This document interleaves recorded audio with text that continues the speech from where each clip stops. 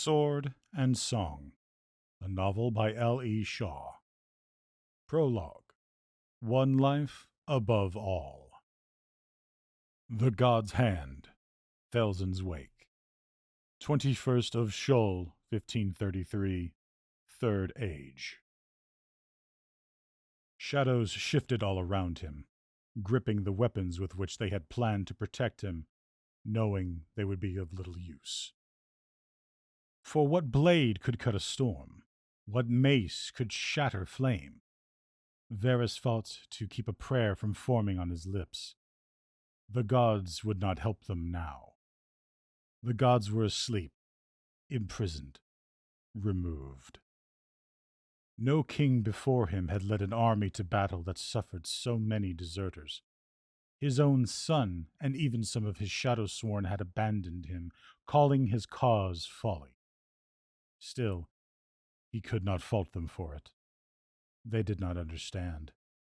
No one knew more than a fraction of the truth the winds had whispered or the atrocities that demanded revenge. Varys had come to the God's Hand in search of the aid of his kinsmen. Instead, he found the defiance of his enemy's fanatic puppets. The gates had been closed to the world for 50 years. He had opened them with his offer of alliance. Varys thought himself on the verge of victory then, set to accomplish in the 10th year of his reign what none thought possible, the brokering of an alliance between his people and the mages of the God's Hand. He dined with them, walked their halls, even tasted their women. As he began talks with their leader, his army celebrated outside the city gates. The talks did not go well. For as much as the mages would benefit from an alliance with Verahile, nothing could turn them against their gods. The very mages who had been Varys' strongest ally now declared themselves his enemy. His son was right. His cause had been folly. Varys had defied all opposition, circumventing the council to amass his army and conscripting thousands to take up the sword. Every noble house that received his summons had sent him their solicitors instead. For the first time in a long history of steadfast loyalty and unparalleled honor, even Elderfall had refused the call, citing the right to preserve lineage. A heavy loss. Elderfall's contribution to the war effort would have been uniquely valuable now. The 5 towers of the God's Hand stretched skywards before him, each one a clawed bone pocked with small balconies and windows. Lights danced like fireflies in each crevice, thousands of them bright against the pitch of night. The cold silver veil of moonlight on those rocky plains melted away, muted by the glow of centuries of research into the arcane. Shining, the mages' weapons cast an eerie dread upon all who gazed upon them, for they were weapons that could destroy what steel could not. Varys had scant seconds now. He hoped without praying that his archers were in place. "Sire," the silence barely wavered as a shadow behind him pleaded.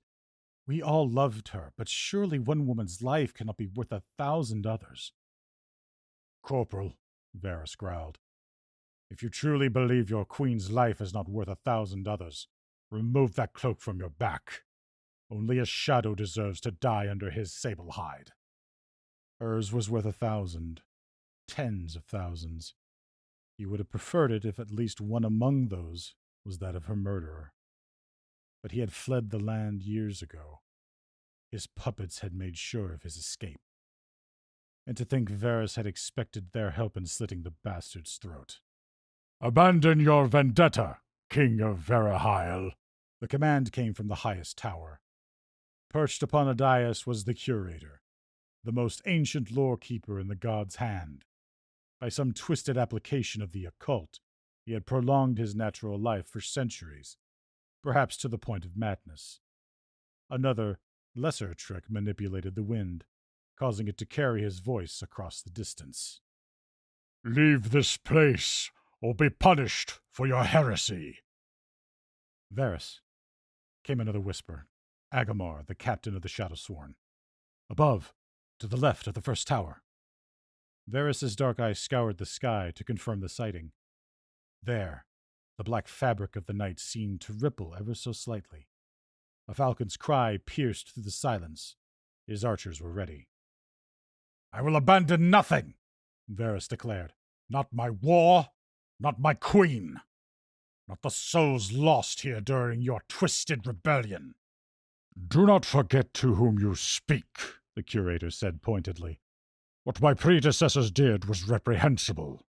Their ways are behind us now. I gave Verahile the key to ending them then, and as I recall, you and Minay made sure to put it to good use. But now you have come to us, breaching the exile we have dutifully maintained, seeking to avenge the life of a mortal by slaying a god. Our past sins call for humility and repent. A century's penance, as Minay dictated, and we continue to obey. But surely you could not expect us to tolerate such blasphemy as this. This demand to be guided to the god's very doorstep. No grudge is so justified. No queen is so sacred." "My queen," Varys boomed, "was a daughter of the starred sky. The very heavens coursed through her veins. Your Thelsinids were corrupted, tainted by your predecessors. They are no more sacred than the runoff from your privy." "No, not as they were then," the curator reasoned. "But these 50 years we have been devoted to cleansing them. We have restored them to their sanctity." "Well, it seems that you missed one. Stand aside, and I'll happily cleanse him myself." "Varys," the curator pronounced his name deliberately, softening the tension in his shoulders with great effort. "I never knew your sire, but I knew her father. He was a good and honorable king. Short as her reign had been, I would venture she was much the same. Even so, her blood would have been diluted by generations upon generations of mortal breeding. She was no closer to godhood than any of the wenches in your kitchens. If the gods chose to end her, they did so because they knew something neither you nor I could possibly comprehend." The words caused Varys' fist to curl, but he forced himself to find one last route. "I do not seek to kill them all. I only seek to slay the one who seems to have escaped your efforts to remove the corruption Thane and his followers had inflicted. Is that not within your interests? Help us, curator. Lead us to Thelsinae, and I will spare you that grim task. You needn't betray the gods you have long served. You needn't commit that blasphemy yourselves." "I cannot. Our law is Thelsin's gift to us. Do not force us to use it against you." The curator waited a moment for his response, but received none. Steeling himself, he shouted down from the dais. "I urge you once more. Take your army and go. Leave us to our mission and pray the gods forgive your hubris." "Hubris?" Varys scoffed. "Your own hubris has been the cause of 2 wars, curator. Are you so keen to start a third?" Varys stepped forward, just once. "I know the truth now. Your hypocrisy may only span 50 years, but the gods' hands' crimes have gone unpunished for centuries. I know what your people unearthed 500 years ago. What you purchased with the souls of your own children. Then you know how important it is that we are left to continue our work," the sorceress said wryly. "And if you do not, then your queen married a fool." "No," the king growled, allowing his hand to rest on the pommel of his sword. "She married a warrior." The blade slid easily from its sheath as he raised his arm in defiance. At once, his heralds lit their arrows and let them fly, burning golden ribbons through the night, ribbons his archers would see. In the fingers of the god's hand, the windows flared with arcane energy. Mages young and old bellowed in ancient tongues, orbs of fire and spears of ice bursting from their hands. 1,000 arrows flew up to silence them. Hundreds met their marks. Bodies plummeted earthwards from the god's hand, some still screaming and some flailing, consumed by their own pet flames. Agamar's gamble had been fruitful. The archers had managed to gain a better vantage in the towers without being detected. His kinsmen must have gone short-sighted over the centuries. "Fool cousins!" he scolded them bitterly. "Our eyes were meant to peer down the lengths of our arrows, not to strain at the faded ink of tattered scrolls. And to think you would sully our blood with that of others. Mongrels, the lot of you! By my sword, I will bring you to justice." 2 more waves of arrows swarmed the towers. This time the mages were prepared. Plumes of hot white flames swept out from the windows, incinerating a sizable portion of the assault. Though some mages on the lower terraces succeeded in hurling crystal spikes to the archers' ranks, most others could not find the source of the projectiles. In the night, their flames only blinded them to what lurked in the dark. Varus signaled to his heralds to sound the horns. Immediately, the silvery ringing of trumpets filled the air. His cavalry stormed from the tents behind him, making a din with their shields as they approached. The clamor of hooves and steel drowned out even the mightiest incantation. Those mages who were deaf or closer to the tumult strained to maintain control of their spells. Some cursed as their energy dissipated into the autumn air. Still more bellowed to the missiles they conjured, endeavoring to keep them intact long enough to hit their marks and wearing their throats raw in the process. And when the curator himself plummeted earthward, cormorant fletching protruding from his skull, Varus's shadows roared in rapture and wrath. The gates of the city all but crumbled under the force of the cavalry's advance. As the horsemen reached the towers with the infantry not far behind, the mages' offense thinned ever more. Now the king and his Shadowsworn marched forward, as all who opposed them fell under Varahile's arrows and swords. Everywhere Varus looked, a man died. Soon he reached those weathered arches of iron, no longer shimmering with the shield of the curator's sorcery had maintained for the better half of a century. His heralds let their trumpets sing again, and for that mad moment he almost believed victory was possible. But the gods were gods, and they rewarded their pets generously. As though in answer to his horns, the great iron cauldrons atop the towers flared. Their fire spilled earthward like a waterfall, consuming mage and warrior alike, swallowing all that stood in his path. Against all laws of nature, it converged in the street and moved as would a river of flame. In the palm of the god's hand, the night grew bright with unholy wrath. With unmistakable purpose, the liquid fire flowed towards Varus, its breath only widening as it slid ever nearer. Inch by ashen inch, it drove Varus and his shadows backward. Once it had herded them, cleared the city. Its reach expanded far to either side, finally closing behind them in a circle, preventing any kind of retreat. The seaside air rocked with the shrieks of the dying, a sound that first grew louder, then fell to an eerie quiet just as quickly.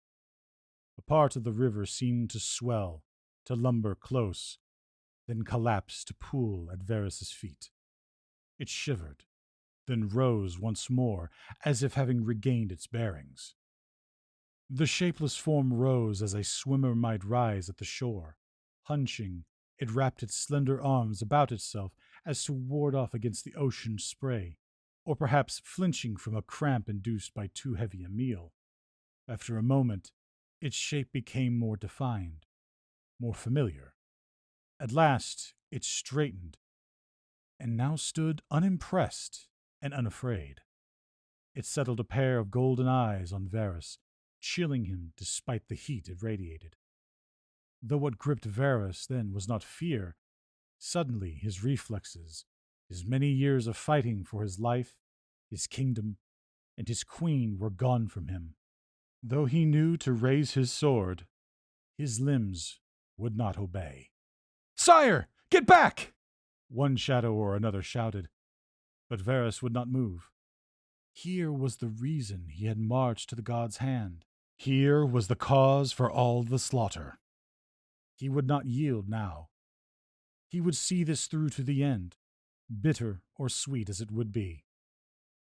"Seek you me, Vera's king." The words crackled from barely corporeal lips. To call it a voice seemed inappropriate. It was more akin to the sound of a hearth fed with too dry wood. The face that asked him stared, with its eyes blazing but blank. "Seek you the sword of flame?" Yes, Varus breathed. Sweat beaded on his face, only to evaporate just as quickly. "Vengeance is it you wish?" Yes, he said again. "Life requires me," the flame said, almost regretfully. "Vengeance you cannot have, but a gift to you I offer, a token of peace to ease your woes. Recompense for that which I stole from within your palace walls." What sort of gift? Varus asked this figure too perfect for mortal flesh. "Sire," it intoned. "Warm, resplendent, unharmed and unchanged. Do you accept this gift?" Yes, Varus rasped. A smile flickered within the flames. The figure stepped forth, raising its arms in a wide embrace, as if to welcome or to forgive. 1,000 lives will you pay to hold her once more?" 1,000, he insisted, deaf to the wails of the shadows burning behind him. 10,000. The fire flared again, so bright that Varus's eyes felt seared. When it dimmed, his queen stood before him. In the light of the fires that swallowed his army, instead of quicksilver, her eyes shone like the brightest gold. Her skin effused a glow that seemed to ebb and wane, breathing like candle flame, if candle flame could breathe. She was smiling, flawless, free of pain and unafraid, just as he remembered her. The gods were kind, after all. From somewhere within her came that voice again, reduced now to a soothing hiss. "Kneel, king of Verahile, and this life I will give you in exchange for the rest." "The king's knees never bend," Saya had taught him long ago. But Varus had always been a warrior and his queen's most loyal servant. For her, his knees were used to bending.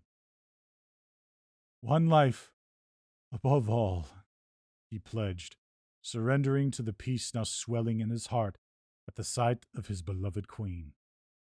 All around him the sound of battle had faded to silence. The war was over. He had done the impossible. He had won.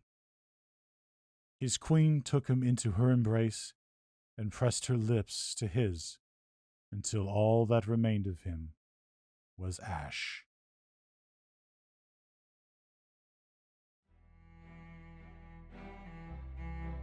We hope you enjoyed this teaser for Sword and Song. Narrated by BenjangoVA. Visit shadowsworn.ca for additional content and updates from the author.